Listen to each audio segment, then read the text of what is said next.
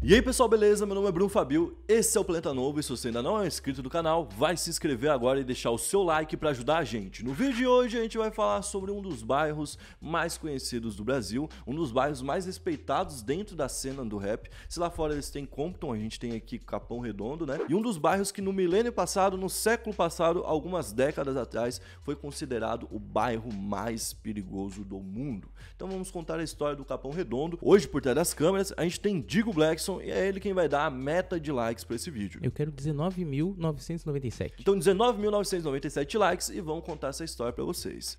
Bom, nos anos 90, os distritos do Capão Redondo, que são o Jardim São Luís e o Jardim Ângela, certo? Nessa época, Jardim Ângela, Jardim São Luís, junto com todo o Capão Redondo ali, né? Juntando tudo, era chamado de Triângulo da Morte. Então nessa época realmente existia um alto índice de violência por ali, tinha muita criminalidade e também tinha...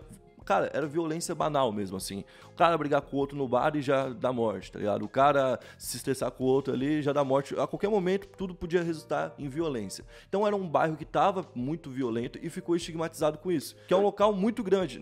É um bairro, a gente pode chamar de bairro, mas também pode chamar de cidade. Pode chamar, sabe? Dependendo do país, podia ser um estado, tá ligado? Tem países que tem 1 milhão de habitantes no mundo, imagina. Então é um lugar muito gigantesco de várias realidades. Inclusive, não é porque as pessoas moram na mesma região que elas têm a mesma condição.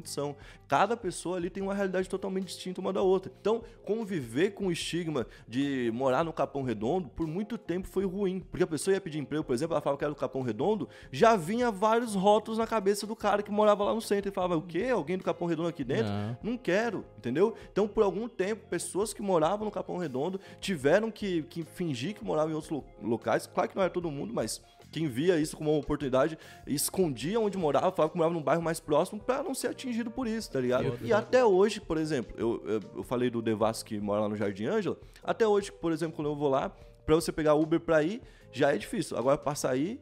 é mais difícil, tá ligado? É muito mais difícil. Então, querendo ou não, existe um pouco desse, digamos, como a gente pode chamar, cancelamento, mas não esse cancelamento de internet, tá ligado? Uma espécie de cancelamento de quem vem de lá, tá ligado? Quem vem de lá, de certa forma, tem, tipo, uma desconfiança em cima. Ou então, se o cara faz qualquer tipo de coisa legal, todo mundo que fosse de lá não pudesse ser honesto, entendeu? Pô, o cara que é do Capão Redondo, criou um mercadinho, aí deu certo, criou outro, quando viu o cara, pô, estourou e virou um empresário. Aí, tipo, quando ele fala disso, todo mundo fica, caralho, foda, porque o cara foi honesto. Mas a maioria das pessoas lá dentro, todo mundo é assim mesmo, mano, tá ligado? Essa visão de Capão Redondo que foi criada, quando eles realmente eram um bairro violento, acabou permanecendo, mesmo depois que o Capão foi melhorando, entendeu? E o Capão foi melhorando. Hoje, ele é diferente. O próprio Mano Brown, ele cita nas músicas dos Racionais, ele fala sobre o Capão Redondo daquela época e ele fala hoje em dia, ele vê que mudou pelo menos a estrutura, né? Mas tem muita gente, obviamente, que ainda passa por bons sufocos lá e é por isso que o local, ele tem uma dualidade, ele tem dois lados. Por exemplo, quem vai pra São Paulo vai entender o que eu tô falando. Quem é lá do Capão Redondo, lá vai entender mais ainda. Lá no centro de São Paulo, você não vê natureza. Por isso que quando falam de São Paulo, falam, lá ninguém para, ninguém fica dando bom dia. Porque para pra pensar, o cara vai ficar parado pra ver o quê? Pra ver cimento, pra ver cinza no chão, não cinza no chão, cinza na parede, não vê nada. O cara só vê prédio, cimento e tal. O cara não vai parar pra ver aqui tá ligado? A natureza. Lá no Rio de Janeiro o cara pode parar ali, pô, tô de lazer aqui, tô curtindo o visual, tá ligado? Lá no São Paulo não tem essa pira, então a galera já é, né? Mais corrida, né? A galera já é mais corrida assim. Lá no Capão Redondo já tem um pouco mais de clima de tamo num bairro. Sim. Não tamo naquela loucura toda do centro. Lá tu já vê gente mais, tipo assim, de boa no campinho de futebol, né? A galera só conversando ali em volta. Já tem um clima mais assim, tá ligado? Então é muito gostoso de estar ali. É muito legal, tá ligado? E ao mesmo tempo é um problema por conta dessa fama que vem dos anos 90 e que permanece até hoje. Mas essa história do Capão Redondo, que completou 109 anos em abril, ou seja, um local mais do que centenário, né? Não se limita somente a crimes ou a rap. Porque lá no início do século passado, o Capão Redondo foi ocupado por um grupo de religiosos. Era um pequeno grupo que entrou para ali e foi se expandindo e foi aumentando e quando viu, se tornou um dos locais mais populosos de São Paulo. Hoje, segundo um levantamento do SEAD, 290 mil pessoas moram no local. Caramba, mano, é muita gente. A nossa cidade tem 100 mil habitantes, é 3 cidades da nossa. Tá ligado? Bom, o nome do Capão Redondo vem por conta do terreno onde ele tá, que se você visse antigamente dava pra ver certinho, hoje já perdeu um pouco o formato, né? Mas ele tem um formato arredondado, era um grande terreno, certo? Que até 1911 não era explorado. O dono desse terreno era um senador com um nome muito fácil, o nome dele é Uladislau O Ladislau. O Ladislau. Não, e olha o sobrenome. Herculano. O Ladislau Herculano de Freitas. Por que não foi Herculano Ladislau? Nem sei falar o nome dele. E na época, esse senador, que era do Paraná, não tinha muito interesse naquele terreno, queria passar pra frente. E em 1912, ele dividiu o Capão Redondo em 3 e decidiu passar ali pra 3 pessoas que tinham poder na época, né? Um desses caras, que também tinha um nome legal, era o Pantaleão Thyssen. Pantaleão, mano. Olha o nome antigamente cara, tinha uns nomes diferentes. Né? Ele era funcionário público da prefeitura de Santo Amaro. Inclusive, você que é de São Paulo não deve estar entendendo porque Santo Amaro hoje não é uma cidade, né? Ela tá dentro de São Paulo. É um distrito, que é tipo como se fosse uma cidade, mas é um bairro. É um bairro tão grande e tão independente que ele poderia funcionar como cidade, mas ele continua anexado a uma cidade maior, entendeu? O Santo Amaro, em 1935, deixa de ser um município, deixa de ser uma cidade e é incorporado a São Paulo. Mas até essa época, o Pantaleão trabalhava por lá. E foi assim que o Pantaleão conseguiu pegar a sua terça parte ali, né? Um terço do lugar, certo? Então, em 1915, ele se converte ao adventismo, e quando ele faz isso, logo em seguida, ele já vende uma grande parte do terreno para um pastor dele. O pastor dele se chamava John Bowen. Esse John Bowen, também em 1915, foi o cara que fundou o Instituto Adventista de Ensino. Hoje tem um monte de escola adventista pelo país, e são bem caras, inclusive, né?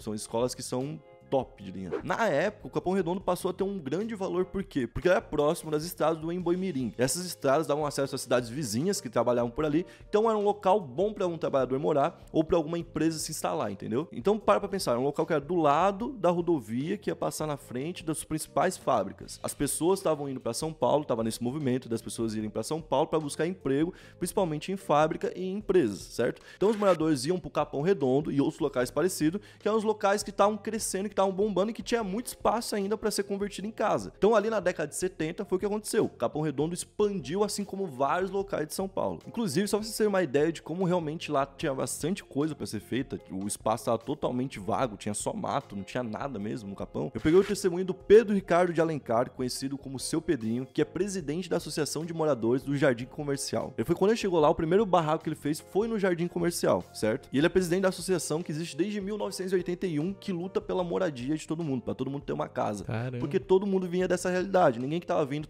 com dinheiro sobrando. Tava vindo porque, talvez ele escolha um barraco lá. Peguei uma aspas dele nem sobre a década de 70, sobre a década de 80 já, tá ligado? Muito recente. Ele falou o seguinte: em 1980 não tinha nada aqui. Era tudo mato. Não tinha asfalto, não tinha luz e nem água. Não tinha nada mesmo. Então, imagina. Imagina, os caras construíram o Capão Redondo realmente do nada. Assim, na época, em 1982, estava tendo um conflito político por conta das terras que tinham no Capão Redondo. Tinha gente que achava que a terra tinha que ser comprada desses donos e tinha gente que achava que tinha que ser dividida entre o povo, porque era uma área que não estava sendo utilizada, e vários movimentos que lutam por divisão de terras e tudo mais começaram a acampar na frente do escritório da Coab. A Coab é onde ficam esses prédiozinhos, sabe quando eles derrubam um bairro ou algo do tipo e depois reúnem todo mundo num bando de prédiozinhos? Assim? Conjunto habitacional. Toda cidade tem isso, né? Tem. Aqui a gente chama de prédiozinho. Então eles estavam protestando na frente do escritório da Coab, porque a Coab era quem resolvia esses BOs já da galera que não tinha casa ou da galera que perdia a casa que tinha, entendeu? E durante 9 dias eles ficaram acampados lá, até que o Dom Evaristo apareceu com 3 escrituras de 3 terrenos, sabe? Que foi dado por conta de todo esse protesto.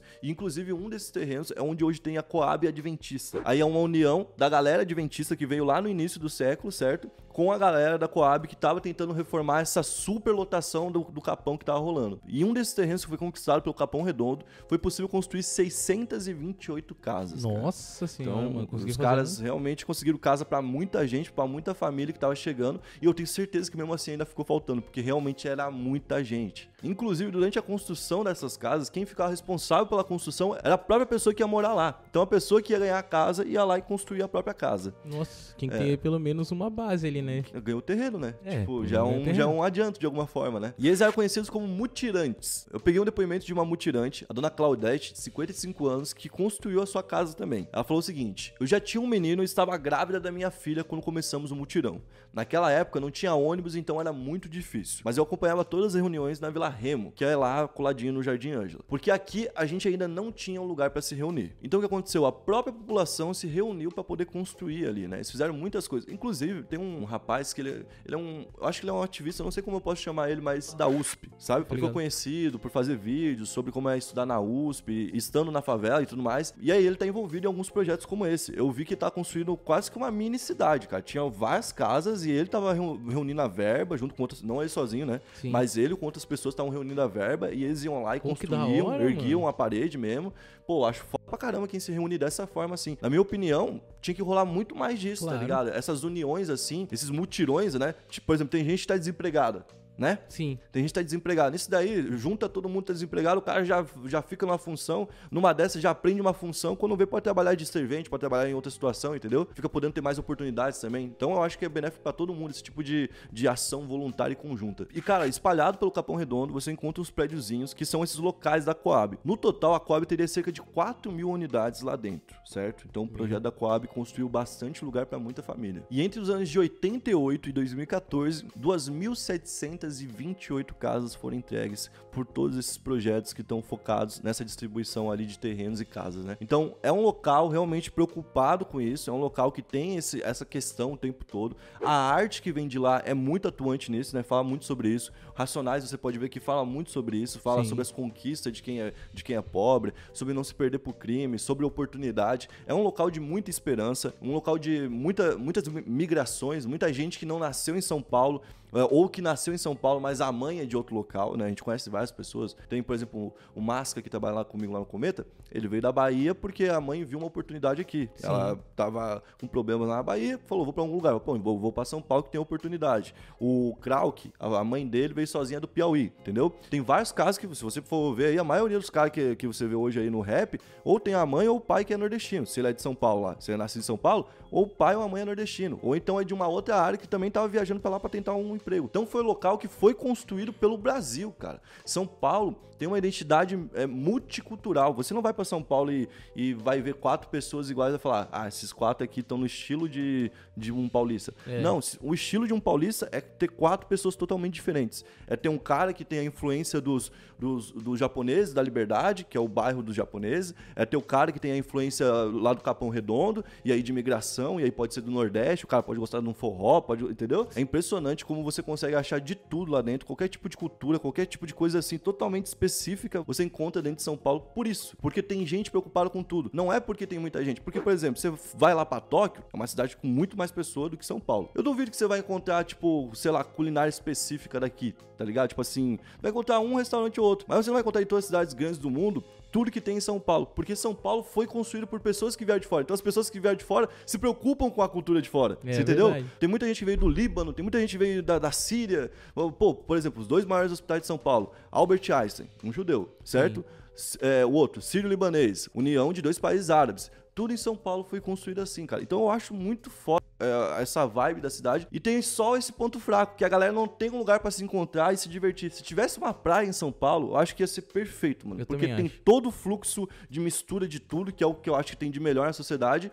E aí teria um lugar também de lazer pra galera poder descansar, porque a vida também não é só trabalho. E, cara, um negócio muito legal que tem lá no Capão Redondo, quando você pega um metrô e desce lá, a primeira coisa que você vê é um paredão, assim, grafitado, com os 4 membros do Racionais, tá lá, gigantesco, tá ligado? E quem fez foi o Cobra, que também é um artista do grafite muito conhecido no mundo todo, e é isso, é um lugar parecido com Compton, que você sabe que tem pobreza, você sabe que tem todos os problemas de um local pobre, sabe? Mas, ao mesmo tempo, você sabe que tem aqueles locais históricos, aquela rua lá que tava no livro do Ferrez, que é um escritor que é de lá, ou aquele bairro que o Eduardo Tadeu botou lá no Facção, ele era do Cambuci, mas todo mundo Facção Central era de lá, daquelas áreas também. A letra do Racionais, a esquina, o campinho, sabe? Tipo, tudo isso, você sente muito quando você tá lá. Então você entende que é um local histórico. Apesar de recente, né, só foi se tornar populoso recentemente, é um lugar muito histórico.